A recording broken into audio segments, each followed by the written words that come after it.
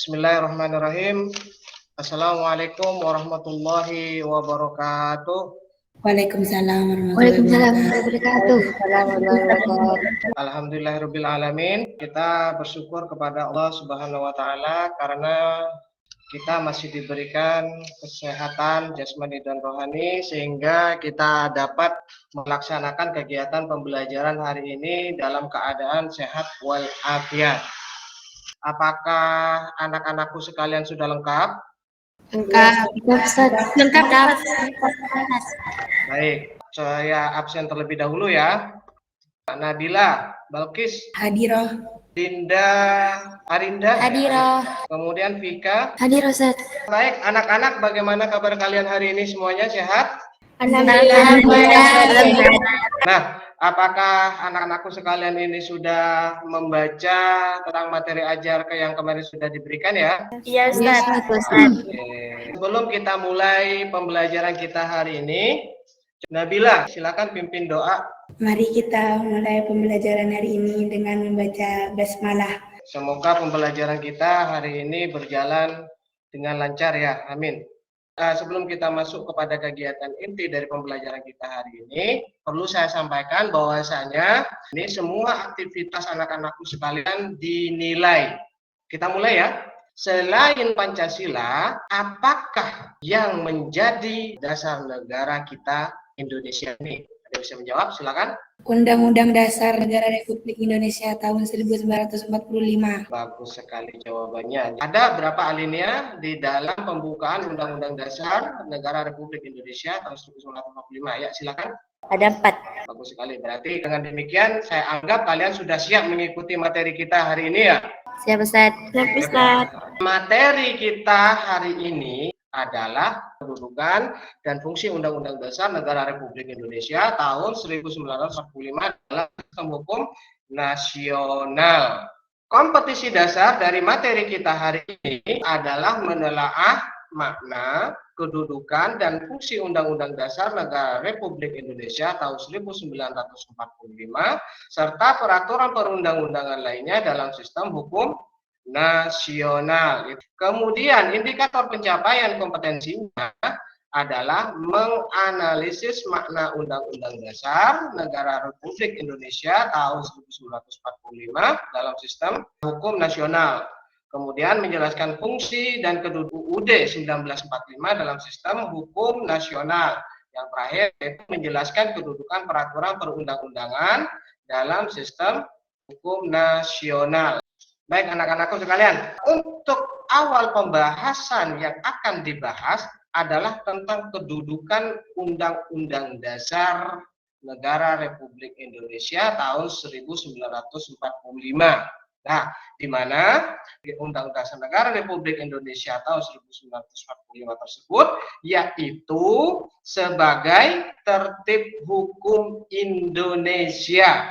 Nah, artinya apa?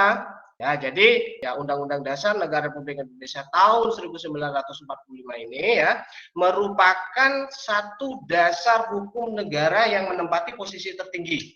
Jadi undang-undang ataupun peraturan perundang-undangan yang berada di bawahnya harus berlandaskan dan bersumberkan pada Undang-Undang Dasar Negara Republik Indonesia tahun 1945 ini. Nah, selanjutnya yaitu fungsi Undang-Undang Dasar Negara Republik Indonesia tahun 1945.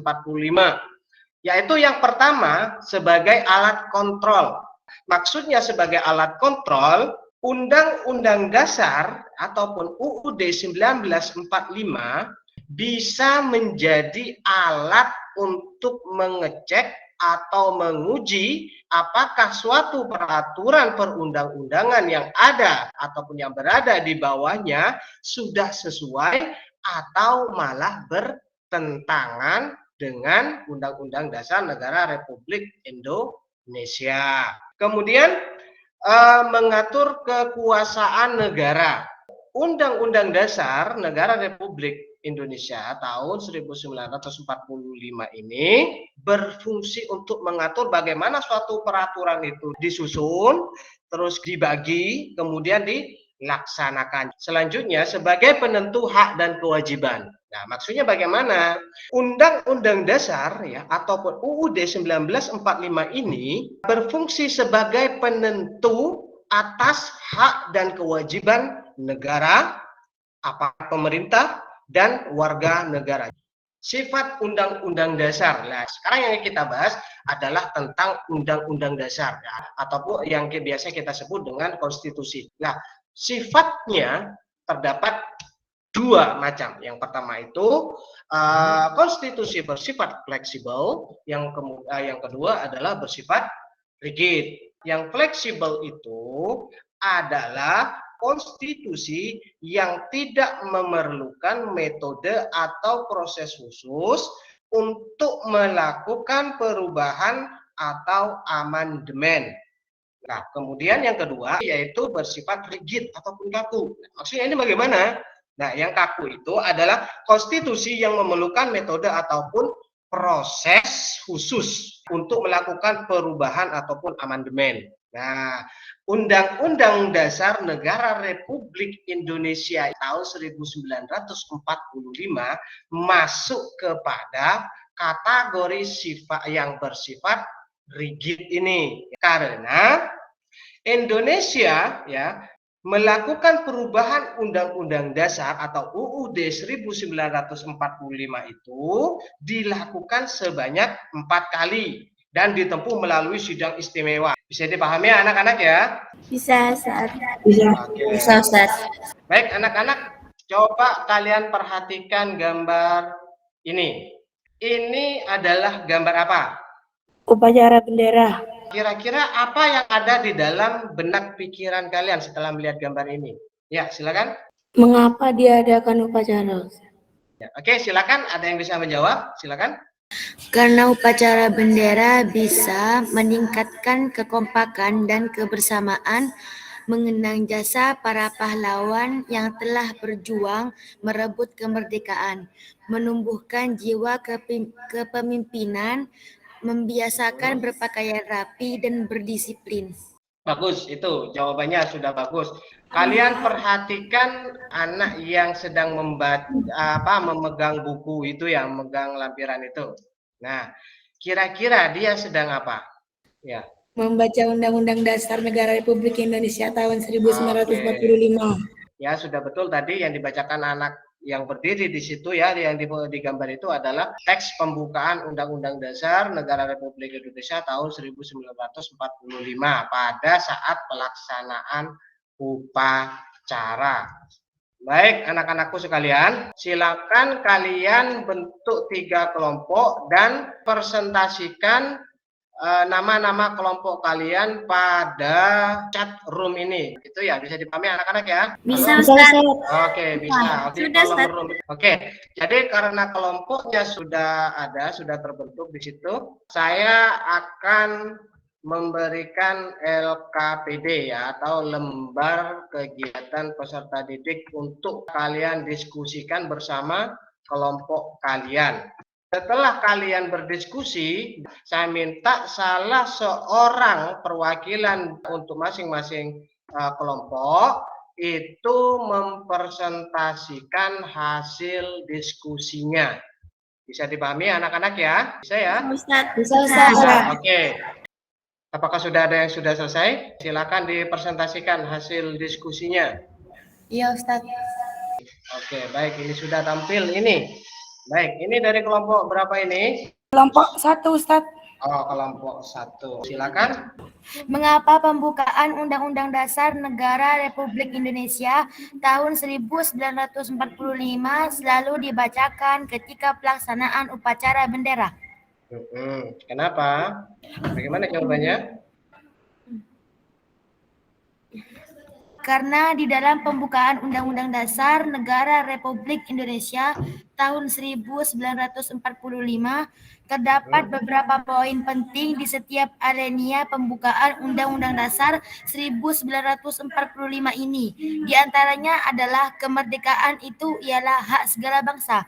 Kalimat ini mempunyai nilai filosofi yang sangat tinggi syarat dengan makna seperti setiap bahasa ataupun setiap negara mempunyai hak untuk merasakan atau menerima kemerdekaan atas bangsanya.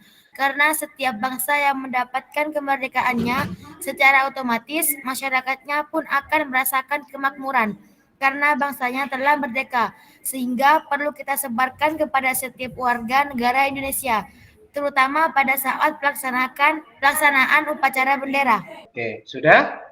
Sudah, Ustadz. Oke, sudah. Baik. Bagus sekali ya presentasinya.